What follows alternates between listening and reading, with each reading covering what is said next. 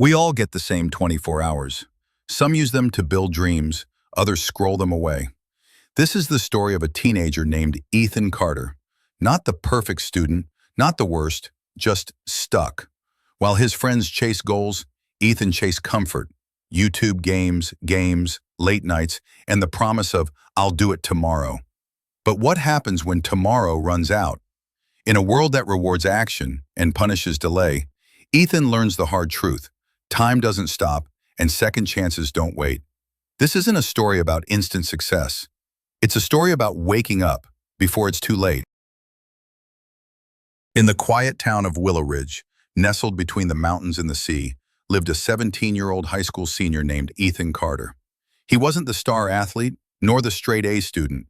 In fact, Ethan was the kind of teenager who often found himself lost in daydreams, scrolling endlessly through social media, binge-watching shows late into the night, and telling himself, "I'll start tomorrow." Ethan had always believed he had time. Time to fix his grades, time to find his passion, time to change. He moved through his school days with a sluggish rhythm, showing up late, submitting half-done assignments, and avoiding challenges that required real effort. His teachers saw potential but grew tired of repeating themselves. His parents reminded him gently, then firmly, that he was running out of time. But Ethan never felt the urgency. Not until one evening in late October.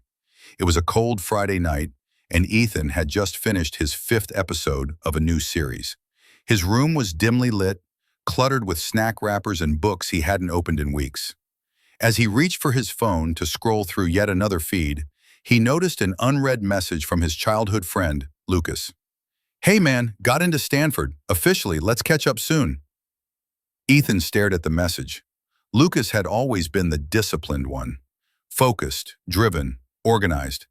They had started school together, played on the same little league team, even dreamed of building a tech company when they were 12. But somewhere along the way, their paths had split. Lucas kept moving forward. Ethan kept pressing pause. That night, Ethan couldn't sleep. He lay in bed, staring at the ceiling, the glow of the streetlights casting shadows that felt heavier than usual. He thought about the time he had wasted, hours, days, even years, convincing himself that he had more. The next morning, something changed. Ethan woke up early, not because he had to, but because he wanted to. He sat at his desk, cleared off the clutter, and opened his laptop. He started with small things, making a schedule, responding to emails, organizing his assignments. Then he opened a blank document and wrote a list titled, "Things I Want to Do Before Graduation." At first, the list was short. Raise my GPA. Apply to at least 5 colleges. Reconnect with Lucas. Run a 5K. Start a YouTube channel about learning and motivation. As days turned into weeks, Ethan stuck to his plan. He deleted apps that distracted him. He limited his screen time. He started studying in the library instead of on his bed. He asked questions in class. He faced the hard subjects he used to ignore. It wasn't easy. There were days he wanted to quit, days when old habits called him back. But each time, he remembered that message from Lucas, not because he envied him, but because it reminded him of who he used to be and who he still had the chance to become. One afternoon while walking home from school, Ethan passed by a community board and saw a flyer for a youth seminar. Mastering Your Time, Building Habits That Last. He signed up. The seminar was held in a nearby college auditorium. The speaker was a young entrepreneur named Rachel Miles, just 24, but already known for her productivity coaching. She spoke not with flashy slides or empty hype, but with honesty. Time, she said, is not just a resource, it's a mirror. It shows you who you are, and more importantly, who you're becoming. Ethan took notes feverishly. After the session, he stayed behind to ask her a question. What do you do when you feel like you've already wasted too much time? Rachel looked at him and smiled. You stop wasting the next minute. That's all you control. 1 minute, 1 hour, 1 day at a time. That answer stuck with Ethan. It became his mantra. By the time graduation rolled around, Ethan wasn't the valedictorian, but he had improved his GPA enough to get into 3 decent universities. More importantly, he had changed. He had learned to value time not just as a deadline, but as a gift. Lucas came back to visit in the summer.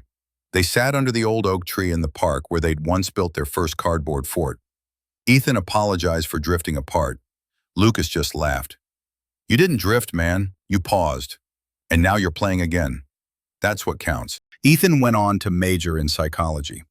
In college, he volunteered to mentor high school students struggling with time management. He started that YouTube channel too. It grew slowly but steadily, with videos that didn't promise hacks or shortcuts, just honesty, tools, and encouragement. Years later, standing on a TEDx stage, Ethan began his talk the same way Rachel had. Quote, "Time is not just a resource, it's a mirror.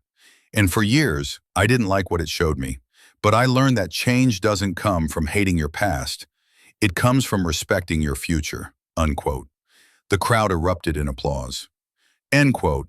And somewhere in the back row, a young student who had almost skipped the event sat wide-eyed, scribbling those very words into a notebook. Unquote. A minute later, they started their journey.